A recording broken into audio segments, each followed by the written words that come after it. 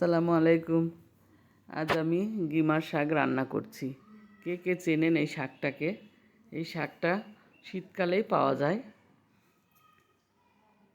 খুবই পুষ্টি এবং ভিটামিনযুক্ত শাক। এটাতে হাই প্রেশার নিয়ন্ত্রণে আসে, কোলেস্টেরল নিয়ন্ত্রণে আসে, ডায়াবেটিস কমায়। ধুয়ে বেছে কেটে ভালো পরিষ্কার করে রেখে আমি এটা ফ্রাই প্যানে চাপিয়ে দিলাম। কিছু আলু কুচি দিলাম। এই শাকটা একটু তিতা, মুখে রুচি আনে এই শাকটা। করল্লা ভাজি যেমন আমরা খাই সেই রকমই তিতা একটু, কিন্তু খুব মজা। আমি ছোট আলুগুলো কেটে দিয়েছি। এই যে আদা বাটা, রসুন বাটা, জিরা গুঁড়ো, পরিমাণ মতো লবণ, মরিচ গুঁড়ো, হলুদ গুঁড়ো এগুলো দিয়ে দিলাম। কাঁচামরিচ কুচি দিলাম, পেঁয়াজ কুচি, রসুন কুচি। রসুন যেহেতু এটা তিতা, রসুন কুচি দিলে পারে তিতা ভাবটা একটু কমাবে। এক বাটি মতো পেঁয়াজ কুচি দিয়ে দিলাম।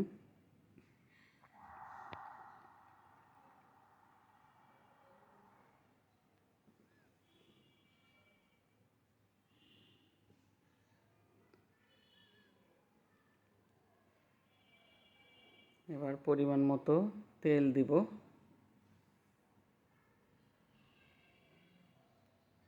আমি এটা সরিষার তেল দিয়ে রান্না করেছি, আপনারা সাদা তেল দিয়েও রান্না করতে পারেন।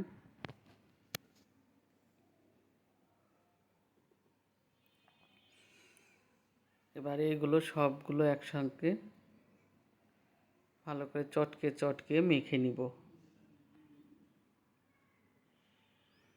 এই যে দেখুন, এইভাবে চটকায় মেখে নিলে পারে সুন্দর মশলাগুলো এগুলোর সাথে মিশে যাবে।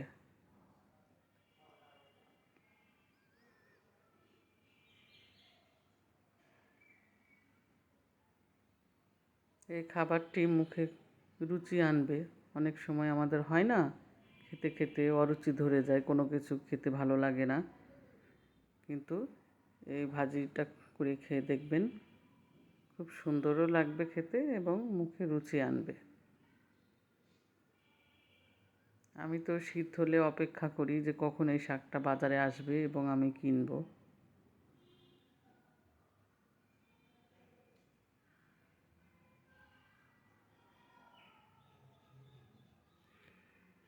কিছুটা পানি দিয়ে দিলাম, হাতটা ধুয়ে নিলাম।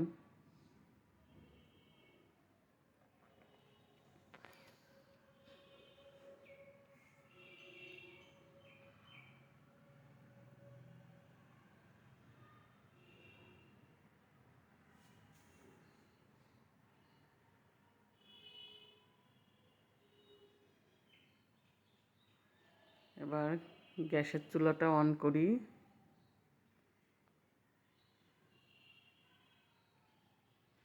গ্যাসের চুলাটা অন করা হলে এবার ঢাকা দিয়ে দিব।